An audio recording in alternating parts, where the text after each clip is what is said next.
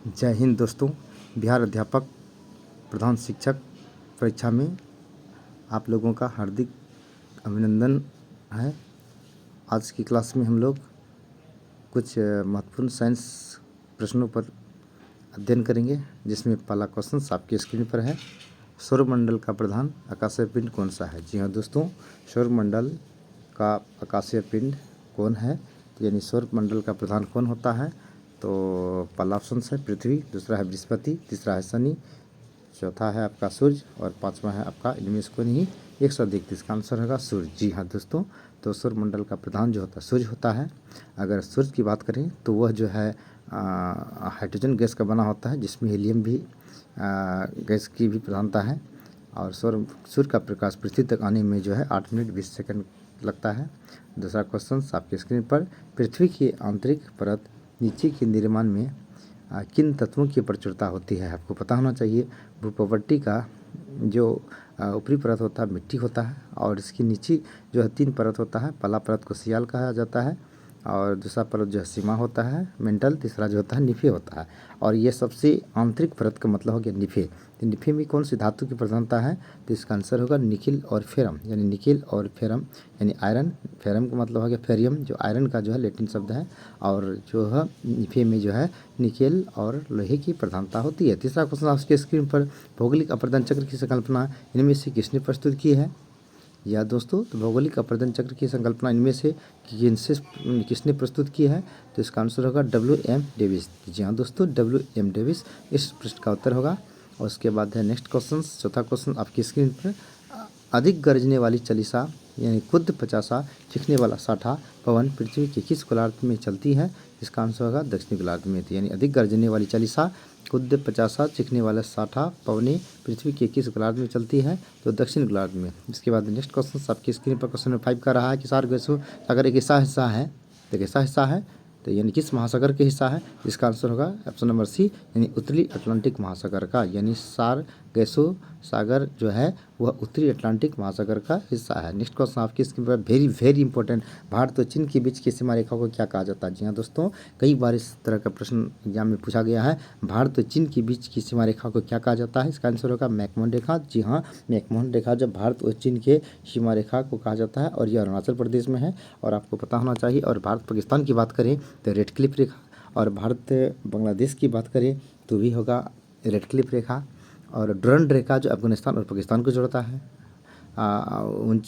उसके बाद 38वीं समांतर जो है उत्तरी कोरिया दक्षिणी कोरिया को जोड़ता है। और जहाँ तक जो है 49वीं समांतर की बात है, यह जो है 49वीं समांतर जो है कहता है कनाडा और पोलैंड को जोड़ता है।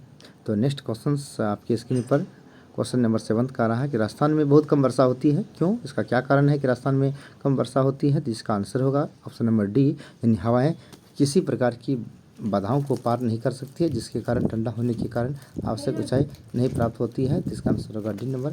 और 8वां क्वेश्चन आपकी स्क्रीन पर, वार्षिक मशीन का कार्यकारी सिद्धांत क्या है? तो वार्षिक मशीन जो होता है वह किस सिद्धांत पर कार्य करता है? तो इसका आंसर होगा अपकेंद्रण, यानी वाशिंग मशीन जो है अपकेंद्रण के सिद्धांत पर कार्य करता है। क्वेश्चन नंबर 9 का रहा है कि प्रकाश की गति निम्न में से किस माध्यम से न्यूनतम होगी? यानी प्रकाश की गति निम्न में से किस माध्यम से न्यूनतम होगी? जल में या निर्वात में, वायु में, कांच में, उपरोक्त में से कोई नहीं, एक से अधिक। इसका आंसर होगा कांच में। तो प्रकाश की गति यानी कांच में जो है न्यूनतम इसका माध्यम जो है सबसे न्यूनतम होगी। क्वेश्चन नंबर 10 है, निम्नलिखित में से कौन सी सदिश राशि नहीं है? जी हाँ दोस्तों, आपको पता होना चाहिए, ऐसी राशि जिसमें परिमाण और दिशा दोनों निश्चित होती है सदिश राशि कहते हैं। जिस राशि में केवल दिशा निश्चित होती है, परिमाण निश्चित नहीं होता, उसको अदिश राशि कहा जाता है। तो यहाँ सदिश राशि कौन सी है? तो गति। आपको पता होना चाहिए सदिश राशि में जो होता है जो है इसका एक ट्रिक होता है, जिसके आधार पर हम लोग जान सकते हैं। जैसे ऊर्जा है, समय है, कार्य है, दाब है, लंबाई है, मास या द्रव्यमान है, ये सब सदिश राशि है। अदिश राशि है जिसमें परिमाण निश्चित होता है और दिशा निश्चित नहीं होता है, उसे अदिश राशि कहते हैं।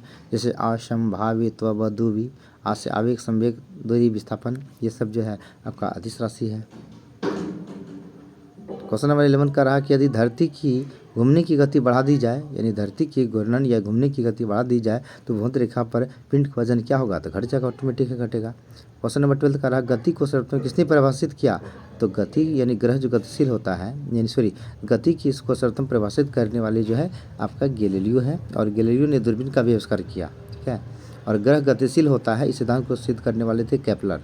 और नेक्स्ट क्वेश्चन 13 क्वेश्चन नंबर का रहा है आपेक्षिकता का सिद्धांत इनमें से किस वैज्ञानिक ने प्रस्तुत किया? इसका आंसर होगा एल्बर्ट आइंस्टीन, जिसने mc² का सिद्धांत को प्रतिपादित किया।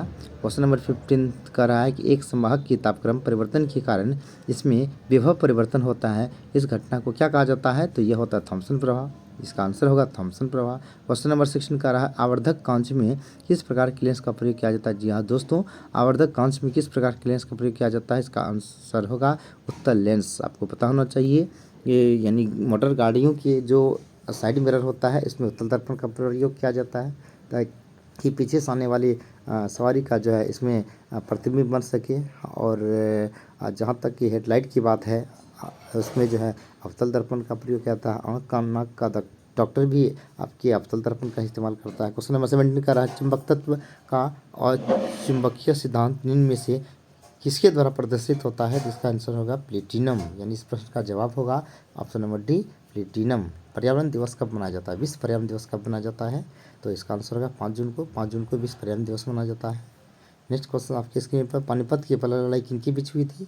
तो आपको पता होना चाहिए कि पानीपत का पहला युद्ध 1526 ईस्वी में बाबर और इब्राहिम लोदी के बीच हुआ था, जिसमें इब्राहिम लोदी की हार हुई थी, जैसे बाबर ने इब्राहिम लोदी को पराजित किया। अगर पानीपत के दूसरे युद्ध की बात करें तो 1556 ईस्वी में अकबर और हेमू के बीच हुआ था, इसमें अकबर ने हेमू को पराजित किया। अगर पानीपत के तीसरे युद्ध की बात करें तो मोहम्मद शाह अब्दुल्ला और मराठा के बीच हुए थे, जिसमें मराठे की हार हुई थी।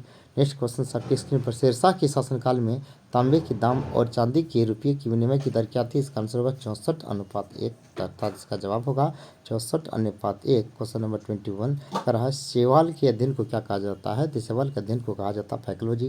कवक के अध्ययन को कहा जाता है माइकोलॉजी। रक्त के अध्ययन को कहा जाता है हीमोटोलॉजी। कोशिका के अध्ययन को कहा जाता है cytology.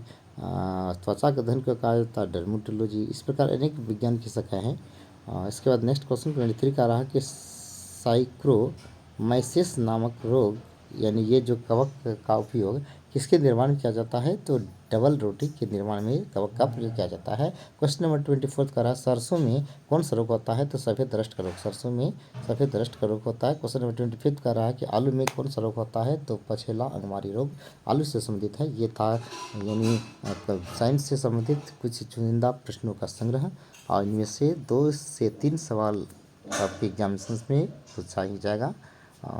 Next day we will bring another collections, some important collections among you, so that maximum questions will be asked from this science collections. Have a nice day. Thanks of all you.